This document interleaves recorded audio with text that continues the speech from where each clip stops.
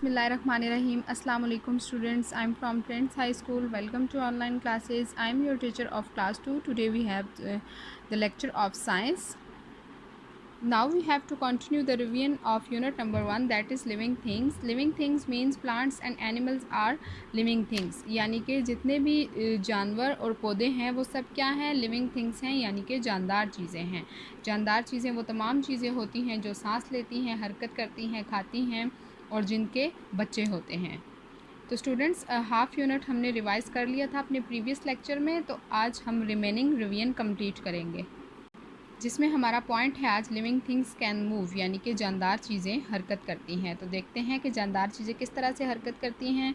In detail हमने पहले इसको रीड आउट किया था, आज हम रिवाइज़ करेंगे। तो जितने भी बर्ड्स हैं वो हवा में किस तरह से उड़ते हैं अपने विंग्स को यूज़ करके। पिक्चर में आप देखें, आपको एक पैरट दिखाई दे रहा है जिसके ये विंग्स हैं। तो हवा में परिंदे किस तरह से उड़ते हैं, अपने परों को हरकत दे के हवा में तमाम परिंदे उड़ते हैं। उसके बाद आपको पिक्चर में एक ये प्लांट दिखाया गया है। तो प्लांट के जो अपर पार्ट होता है, यानी कि उसका स्टेम और लीव्स जो हैं वो सूरज की रोशनी की सिमत में हरकत करते हैं, और उसका लोअर पार्ट यानी कि उसकी जो रूट्स होती हैं, उसकी जड़ें मिट्टी में हरकत करती हैं। प्लांट इस तरह से हरकत करता है। इसके अलावा आप देखें, जो फ्रॉग है वो किस तरह हरकत करता है, वो अपनी टांगों के ज़रिए उछल उछल के हरकत करता है। उसके अलावा आप देखें, आपको पिक्चर में स्नेक दिखाया गया है। तो स्नेक किस तरह से रेंगता है, यानी कि ग्लाइड करता है अपनी बॉडी की मूवमेंट से।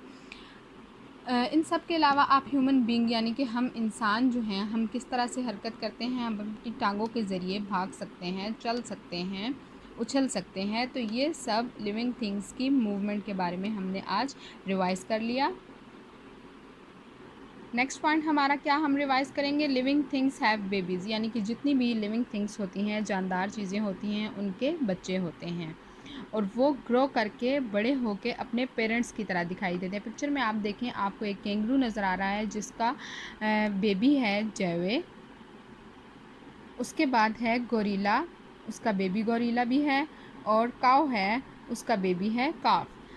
तो स्टूडेंट्स, ये सब एनिमल्स के बेबीज़ हैं। इसके अलावा भी आप एनिमल्स को देखें, जैसे हैन है, उसका बेबी चिक होगा, कैट है, उसका बेबी किटन है, डॉग है, उसका बेबी पपी है, और ह्यूमन बीइंग्स भी हैं, यानी कि आपके पेरेंट्स हैं, आपके मामा बाबा हैं और आप उनके बेबीज़ हैं। तो आप भी ग्रो करके बड़े होके उनकी तरह नज़र आएंगे। बेबी गर्ल है तो वो अपनी मामा की तरह नज़र आएगी, बेबी बॉय है तो वो बड़ा होके अपने बाबा की तरह नज़र आएगा। इसी तरह से जितने भी एनिमल्स हैं वो ग्रो करके अपने पेरेंट्स की तरह दिखाई देते हैं।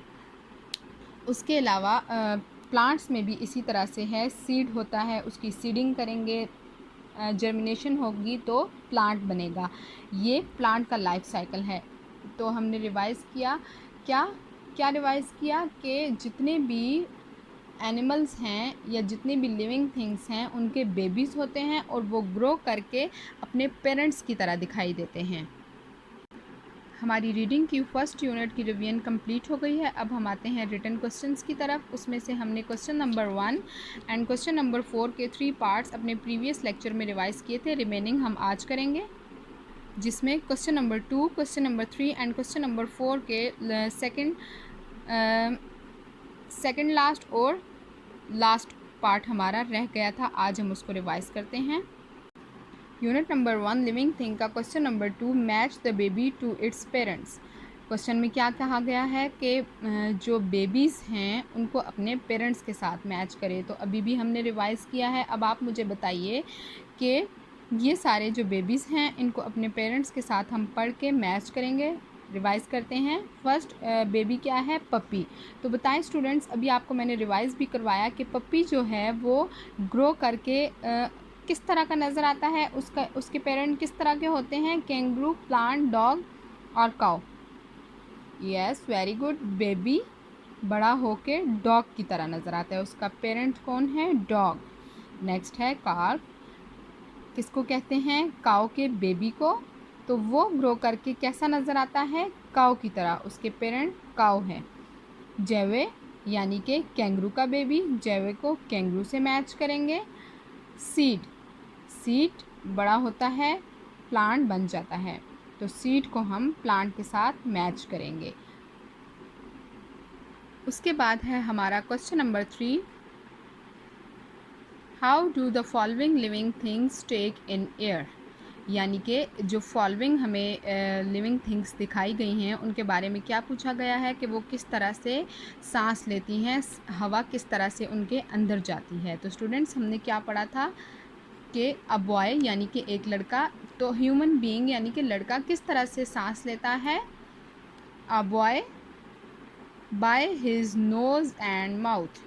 हमने पढ़ा था कि जितने भी ह्यूमन बीइंग्स हैं यानी कि इंसान हैं वो किस तरह से सांस लेते हैं, अपने नाक और मुंह के ज़रिए सांस लेते हैं। अ बटरफ्लाई, बटरफ्लाई एक इंसेक्ट है, तो इसके बारे में हमने पढ़ा था कि वो किस तरह से एयर अपने अंदर लेके जाती है, by small holes on its body. यानी कि उसकी बॉडी के साइड्स पे स्मॉल होल्स होते हैं, वो उनके ज़रिए सांस लेती है। अब फ़िश यानी कि मछली, मछली के बारे में हमने पढ़ा था कि वो अपने गिल्स के ज़रिए सांस लेती है, बाय इट्स गिल्स। अब प्लांट, पौधा, प्लांट किस तरह से सांस लेता है, हमने पढ़ा था by small holes in the leaves. यानी कि अपने पत्तों पे मौजूद स्मॉल होल्स के ज़रिए सांस लेता है पौधा, जिन्हें स्टोमेटा कहते हैं। तो स्टूडेंट्स ये सब हमने पहले पढ़ लिया है, आज हमने रिवाइज़ किया है। उम्मीद करती हूँ कि आपको भी अच्छी तरह से रिवाइज़ हो गया होगा। अब है हमारा क्वेश्चन नंबर 4 का part D, how does a fish swim in water.